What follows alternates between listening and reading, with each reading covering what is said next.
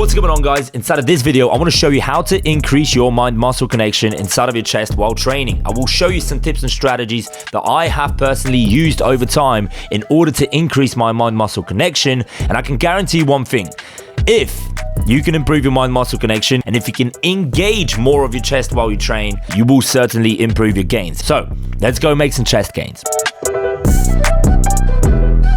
The first tip comes down to developing a stronger ability to retract your shoulders back and down while you perform in any pressing motions. As an example, when I do the flat barbell bench press. Since I've been able to really retract those shoulders back and down and maintain that position throughout the entire motion, I am able to squeeze my chest much better than I have ever previously done. Now, there's a simple way to put this technique to test. If you push your arms forward as far as you can, even if you try to squeeze your chest really hard, if your shoulders are rounding and slouching forward, the contraction in your chest is going to be pretty weak and you're not going to feel much of a squeeze.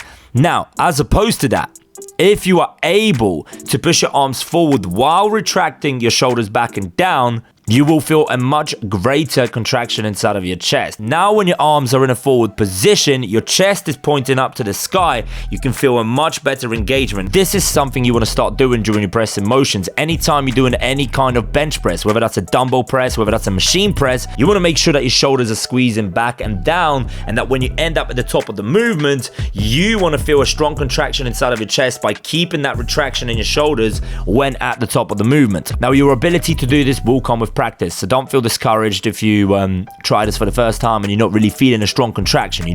Try it, keep doing it over time. You need to build enough stability in your back in order to be able to perform this motion in that kind of way, but once you do, the engagement in your chest is going to be exponentially better. Okay, the second tip comes down to pretending that you're trying to squeeze your elbows towards each other while you're at the top of the exercise. So when my arms are extended in front of me, as I finish the movement, I try to squeeze the elbows in together as if I wanted to touch them. Now, obviously, you're not going to be able to touch your elbows, but just the subtle motion of you trying to squeeze your elbows in together will increase the amount of tension you have in your muscle while you're training. Again, doing this will take some practice, and it will only work if you master the first tip first. The third tip comes down to stretching your chest during your workouts. Since I began stretching while I train, I can feel a much better engagement in my pecs. I would perform the so-called doorway stretch for around 15 seconds between sets every now and then.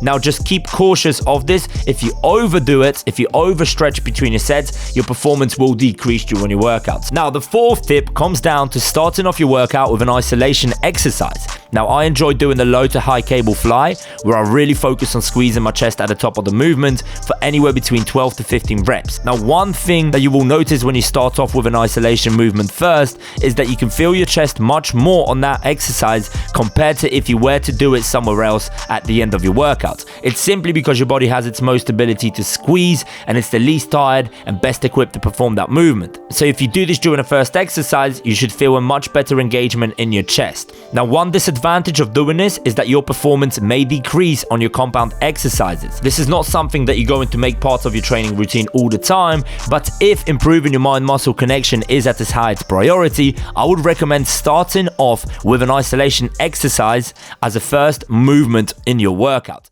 Now, the last final tip is slowing down and using a lower tempo. This means performing the exercises slower, especially during the eccentric portion of the movement. This is while you're lowering the weight down. The slower you can perform the exercise, the more focus you're going to have on that body part. I like using a tempo of around 3 to 4 seconds, meaning that I would take about 3 to 4 seconds to lower the weight down before squeezing it back up. Now, remember, all these tips take time to get good at. You're not going to be able to go into the gym for the first workout and have a super strong mind-muscle connection. These things take time, and over the years, you're going to be able to develop a much better connection with your body, with your muscles.